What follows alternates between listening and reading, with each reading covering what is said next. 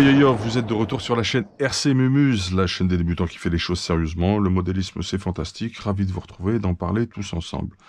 La communauté la plus formidable sur le YouTube Game, c'est vous, la RC Family, à condition d'être dans l'humilité, l'écoute, la gentillesse, l'acceptation de la différence, du point de vue opposé, et chacun ses goûts, chacun ses envies, chacun sa façon de rouler, son budget et ses aspirations dans la RC. Voilà, on respecte tout et tout le monde, et c'est fondamental, et tous ceux qui sont positifs et proactifs sur le sujet. Parenthèse fermée, Agama, A319E. On connaissait cette marque de nom, pas plus que ça. Historiquement, Jérôme Sartel a roulé Agama de Nemo Racing il y a 10 ans de cela. Et puis, il y a un seul shop en France, et on remercie Sylvain Jeunhomme de nous avoir permis d'accéder à ce matériel. C'est grâce à son travail au quotidien. Toute une série de lives a été dédiée à Agama, et on a pu découvrir tous ensemble la qualité des pièces et des matériaux qui constituent ce châssis, qui a un ajustement sur toute la transmission, qui est un des plus fluides. Donc, extrêmement surpris par ce châssis, en fait. Grosse révélation. Vraiment très sympathique. Alors là, vous le voyez un petit peu de prime abord.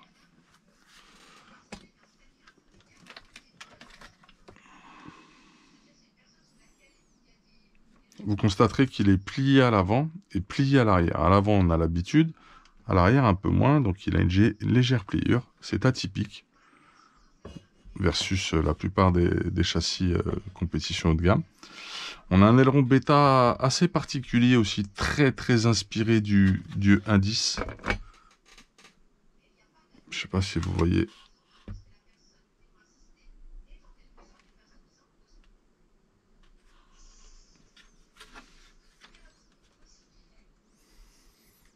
Voilà. Allez, on se le présente rapidement, on continue. Aileron très particulier, très atypique, très intéressant sur certaines conditions de piste. Apparemment, lorsque les pistes sont un peu éclatées et en terre. De très belles tourelles 70-75 T6, noir, finition, anodisation silver. Du plus bel effet, que ce soit à l'avant ou à l'arrière. On a des amortos avec un corps large, grosse capacité au niveau des amortisseurs. J'ai eu un très bon ressenti sur les amortisseurs. Petite subtilité, n'utilisez pas les membranes de boîte. On vous recommande, si j'ai gardé la référence quelque part, oui, 7 pièces. Prenez les membranes option, référence 0033 de chez Agama. N'utilisez pas celle du kit. Voilà. De base. Nous avons donc une boîte de réception avec une grosse capacité, sympa. Toute une répartition des masses sur l'électronique qui est sur la droite versus la lipo qui sera sur la gauche. Le cerveau est très au centre de direction. Juste derrière, on a le variateur qui sera présent et le moteur. On est sur une implantation très proche d'un S-Works quelque part, pas vraiment en fait, non, c'est pas implanté de la même façon. On a une répartition dans la logique des masses qui est un peu comme chez HB et S-Works, mais on n'a pas une implantation qui est équivalente. Enfin, il y a des petites subtilités, il y a des petites différences. Le diff central, comme son nom l'indique, est plutôt placé au centre sur ce châssis. Les tendances sur beaucoup de châssis, c'est de l'avoir extrêmement à l'arrière. C'est le cas chez HB, Techno, S-Works. Plus au centre, c'est un peu comme chez Mugen. Et également Kyosho. Voilà pour la position de notre diff central. On voit qu'il est rehaussé d'une très belle platine support carbone. Ok. Un beau passe-câble pour le plus et le moins des lipos. Ça, c'est génial. Vous le voyez peut-être pas ici, mais il y a un passe-câble intégré au support de diff carbone qui est très joli. Des diffs avec des corps à l'intérieur où les glissières de croisillon, d'axe de croisillon, ont de chaque côté, de façon sertie, d'épines. Voilà, des goupilles. Donc j'avais montré ça dans les lives, c'est le cas des 3 diffs, que ce soit l'avant, le central et l'arrière. Donc ça, c'est première chose. Des diffs sur double roulement de chaque côté.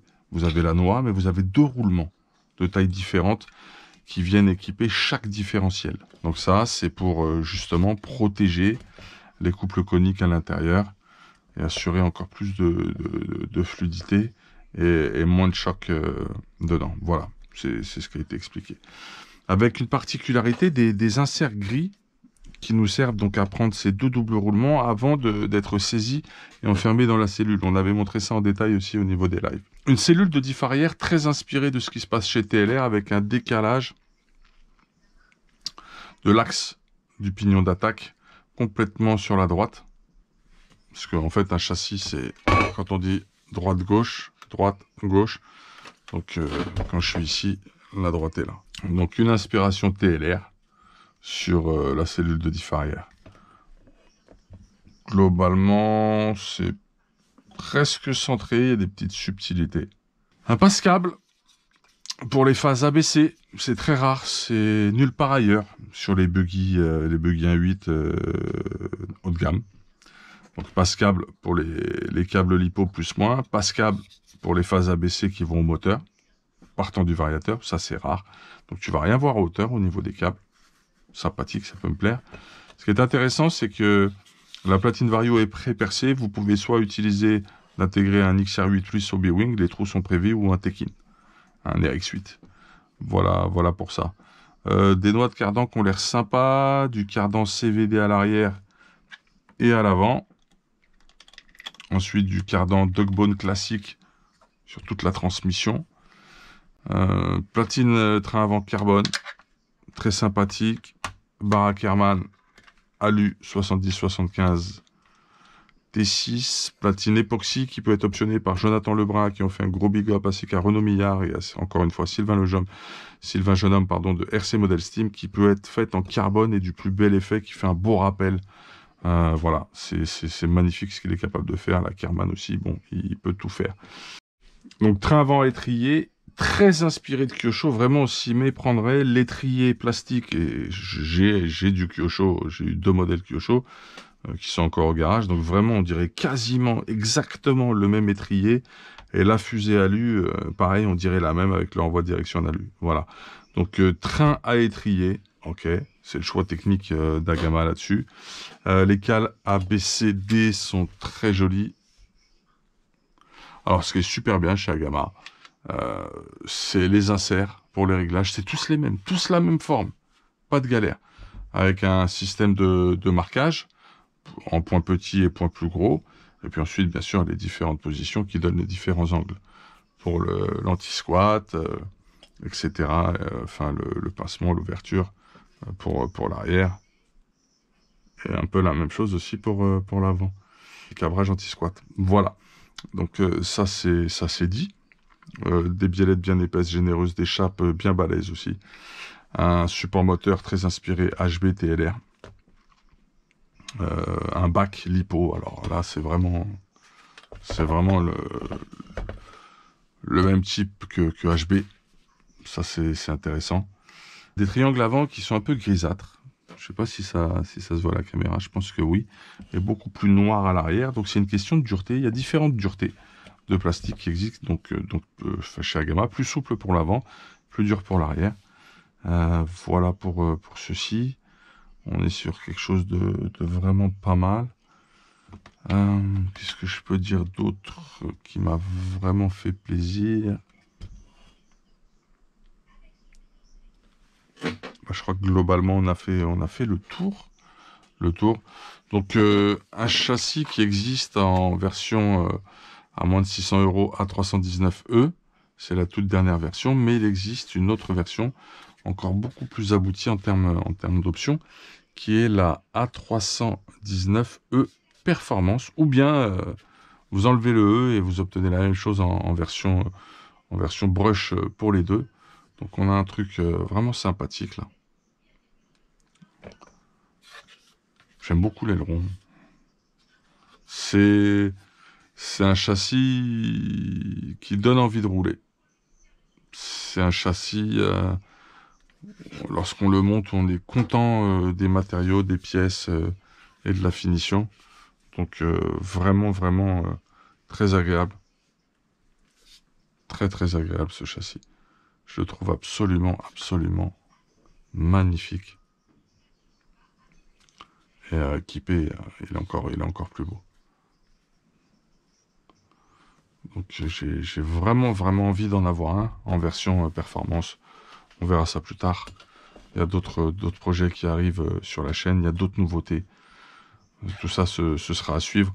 Donc, une nouvelle marque qu'on vient de découvrir. Il va partir chez Mika, pilote de la team RC Memus Tractor, qui va rouler pour Agama, désormais, en buggy 1.8 et notamment pour lui en brushless. Donc, vraiment, vraiment, extrêmement, extrêmement, extrêmement content du montage de ce Agama et de ce qu'on a vécu avec l'équipe du team Agama France.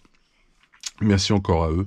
Je rappelle que ce châssis est disponible sur le site RC Models avec un S team en un seul mot .fr et que vous pouvez contacter Sylvain Jeunhomme qui est président de club d'ailleurs également pour toute information, setup, réglage, disponibilité de pièces, enfin tout ce qui concerne Agama en provenance de chez Nemo Racing. Il est en direct avec eux, c'est Sylvain qui gère.